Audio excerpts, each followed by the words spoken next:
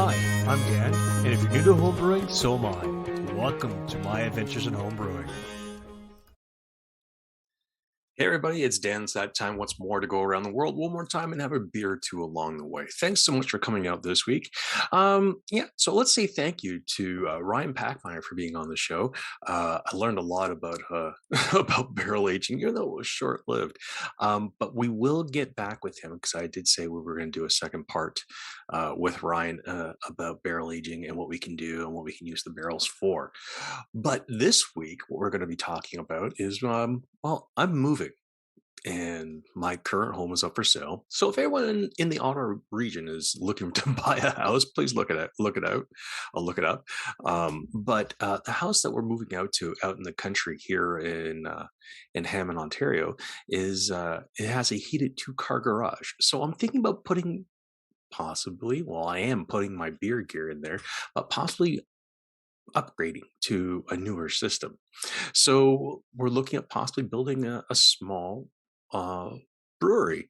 So we're going to talk about things that you're going to need to look at, uh, possible ideas, and whatnot, and what are some of the like maybe electrical requirements, plumbing. Do you need drains and things you can do to get around that? So stay tuned and. Let's hear from the guys from not only the Brew Tubers, but also from Scarpman Laboratories. Hey, it's Dan here one more time, and I'm happy to say that we are now, or should I say my podcast is now sponsored by Scarpman Laboratories. Yeast production for the fermentation of the exceptional craft beer. Whether your kit is on the stovetop or in a commercial brew house, wholesale yeast and quality control for the profitable pro brewer. Community engagement and education for the discerning home brewery. If you are a craft brewer and you love using quality yeast, then you really do need to check out Scarpman Laboratories. Dan here one more time to say thank you to the great people over at Brewer's Friend for the fantastic offer they have just given us. For all the new users of Brewer's Friend, for their first year, you're going to receive 15% off. That's 50% savings on this great piece of software. And what is Brewer's Friend? Well, Brewer's Friend is a complete recipe designer, brew day planner, and journal. The details make the difference between an average batch of homebrew and a truly excellent brew that is repeatable. Brewer's Friend automates the details, guides you through the brewing process, and saves all the data. And how do you get all this fun stuff? Well, once you go in and you sign in and you go to sign up for Brewer's Friend, and to get that 15% savings, you need to use the promo code podcast. That's all you got to do. When you sign up, type in podcast for the promo code and you will get 15% off. Again, thank you to the great people at Brewer's Friend for this, and I'll see you on the other side. The Brew Tubers online store has everything you need for your brewing apparel and gift idea needs, with a growing selection of colors and sizes for hoodies, t-shirts, and caps. Stickers and magnets? Got 'em. Can holders and coffee mugs? We've got those too. Be the boss of your neighborhood and the envy of brewers everywhere when you flash that beautiful Brew Tubers logo at your next local brewing competition. Want everyone to know you're a part of the Brew World Order? Strike a Superman pose with that BWO logo on your chest and make them all take notice. And if you haven't already, get over to our website at www.brewtubers.com and become a member. Then, just mosey yourself over to that BrewTuber store tab, click on it, and open the door to show the world you are a proud BrewTuber. Brew, record, post, repeat. So we are back, and this week you get me. And only me. So I hope you're okay with listening to my voice. So with that said, like I was talking about earlier, is that I'm moving out into the country. So I'm a small town kid.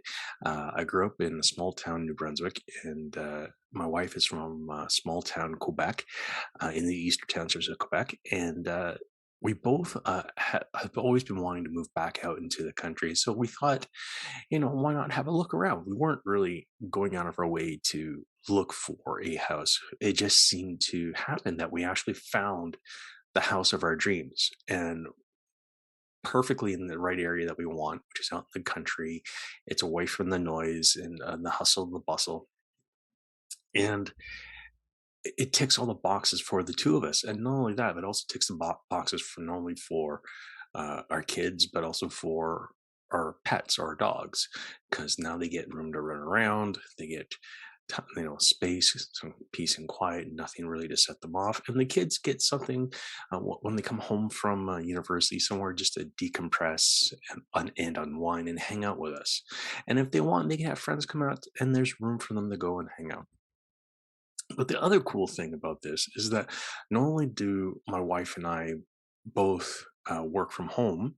I mean, I work part time in a brewery, but I also and as a beer guide, but I also work part time at home by doing my podcasting and a few other things here and there. So, but my wife also has a small business. So the bottom part of this house is completely finished, and she's going to get that for her small business and to hang out with and teach classes and things like that. For me, my thing is I'm getting the heated 2-car garage. So I'm going to be moving in there with all my beer gear. So with that said, I'm thinking about upgrading to maybe a 3-vessel system. And there's a wide variety of different systems out there. I mean, you've got SS Brewtech, you've got, and I believe there's Anvil, Blickman, Spike. My goodness, there's ones you can build yourself. Like you can go and get your kettles yourself, build them all, and whatnot. And they can range in prices from anywhere, say, from $3,000 up to maybe $8,000, and that's I think a reasonable amount of money for, especially for what you're getting. I mean, you can go bigger if you want to go into, say, like a possible nano system, but not only do you need the power requirements, but that's a lot more water that you're going to be using and things like that. So where I'm at right now, or I should say where we're going right now, we're going to be working off of a well system. So well and septic. So I'm not sure what the water profile is because the water profile right now here in Ottawa, in the city of Ottawa, is actually really, really good. So there really isn't a lot of adjusting that you need to do unless there's something specific you're trying to do to your water. So for me, might have just to play around with it and see what happens.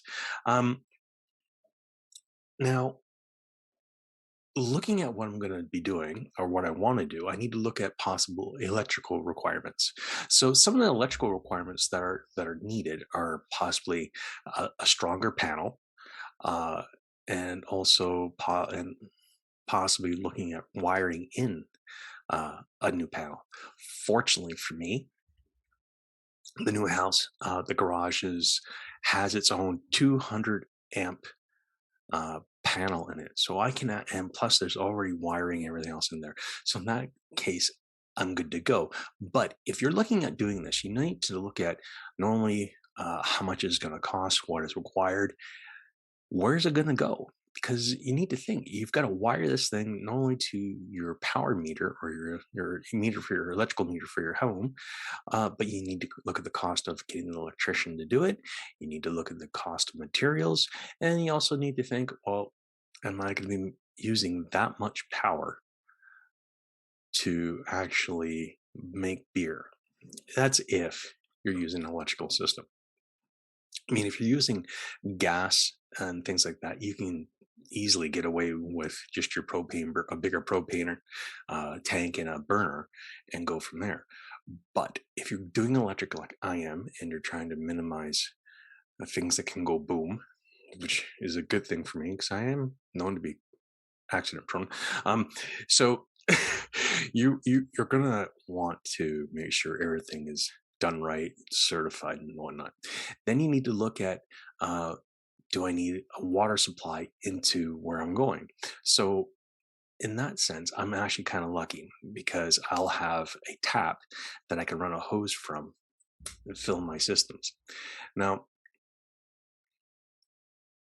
I am looking at maybe seeing exactly where things are and going from there. Because if I can put a permanent tap in, make my life a lot easier than running a hose. Then you got to think, well, Am I going to catch water? Am I going to recycle like the water from the wort chiller? Am I going to have to maybe put in a hood fan to catch all the steam and get it out and things like that? So for me, I don't want to have to spend more than I have to because I'm kind of cheap that way. I admit it, I'm cheap, but I will invest in things that will make my life a little easier and save me some money down the road. So if I'm looking at the like a 3-tier system, quite possibly, I'm personally, because I use their fermenters. I like Spike. So Spike Brewing are phenomenal guys. They're out of Milwaukee, and they have a steam condenser lid that sits on top of their kettle when it's boiling. So you get to catch, the steam in a bucket and get to reuse that water to actually put it into your HLT and heat it up for cleaning and everything else.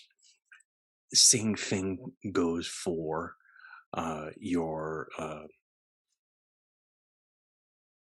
wort chiller. Sorry, I was having a brain fart.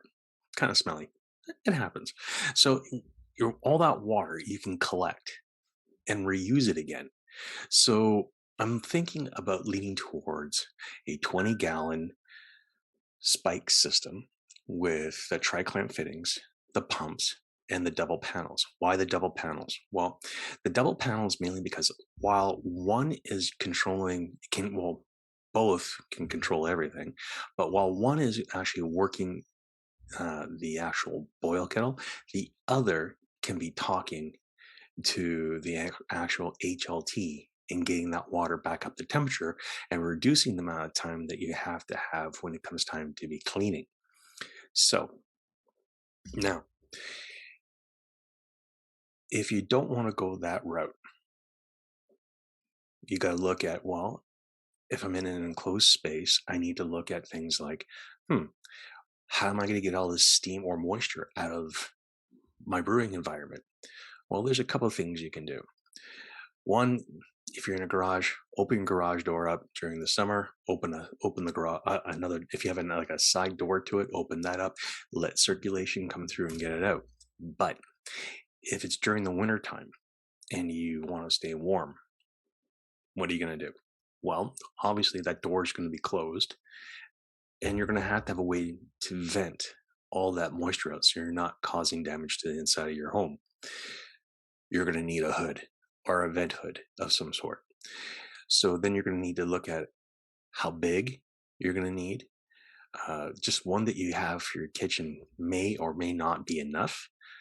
So you might need a little bigger. Then you got to look at the wiring for it. You need to look at how much it's going to cost to put a hole in the roof. How is it going to be supported? And also, how much is it going to cost for your electrician to do all that, and a contractor and or a roofer to actually put the vent in, because you're going through a roof of a garage. So those are some serious things you got to consider. Those are two solutions. Personally, I don't feel comfortable cutting holes in a roof, so I'm probably going to be going along the lines of getting the steam condenser lid for the 3-tier system, which it automatically comes with now. There are people out there who tend to go a little on the crazy side and go really, really big. Now, there are a lot of nano systems out there. I believe they start at around, I think, 3 barrels. So a barrel is what, 113.2? So let's have a look here. I'm not the smartest tack in the box.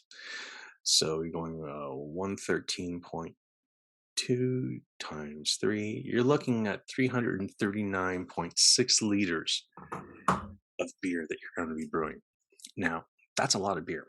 I don't need to brew all that, but brewing it in a 20-gallon system gives me a lot of options. It gives me options not only to do some double batching, doing some imperial brewing, and also for if I want to just do a single 5-gallon batch, I have the space to do that now. With my Brewzilla that I have right now, I can do single batches. I can't double brew, whatever else. I would have to do 2 brew days back to back to make it viable. And I really don't have time for that. So if I can make my life a little easier, why not? Another thing you might want to look at is, do you have a drain in the floor?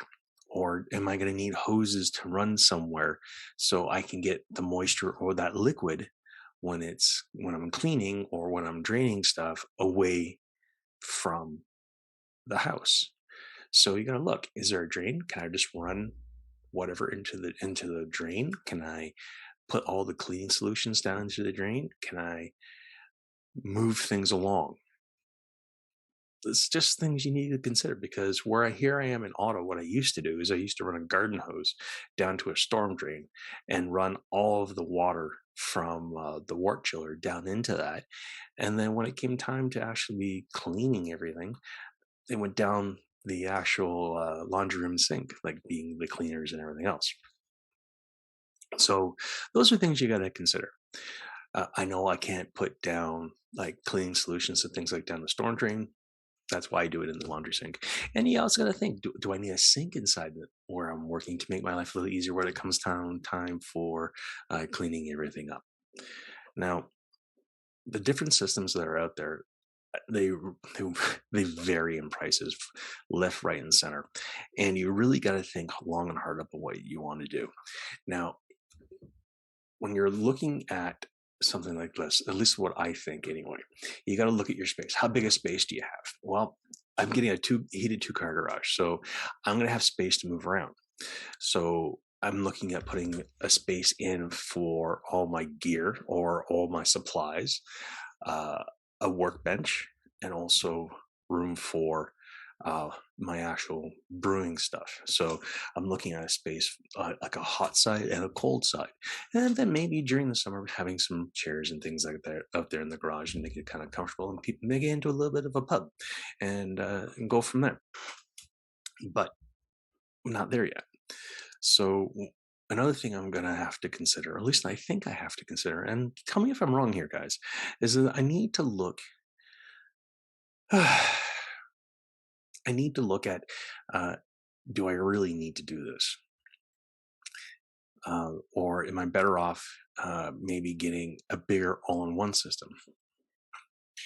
I can do double batching with that, yeah, but I'm thinking along the lines of that, I'd like to get a little bit more experience, like how the guys where I work at Stray Dog brew on a 3-vessel system. So that not only do they have their HLT, they have their mash tun, and also they have their boil kettle. Then they have their heat exchanger, which is our wort chiller, and then they have their fermenters and their glycol chillers. And I pretty much have all that, just a small brewing system. Now, if you don't have, I think I've already talked about the 200 amp panel. Yeah. I am so out of my depths when it comes to this. So I'm really interested in knowing what you guys think. Some of the things that I've been looking at, like I've been looking at things like mills, I've been looking at can seamers, but I always seem to gravitate to getting a bigger system. I don't know why, I just do. And I think part of it is that I want to be able to share what I know better with what I do.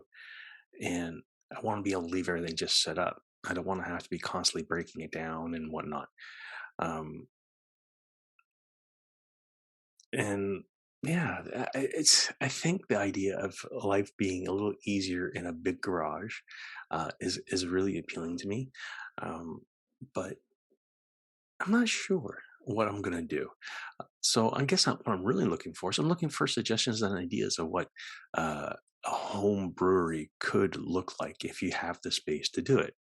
I know, was it Brian from Short Circuit Brewers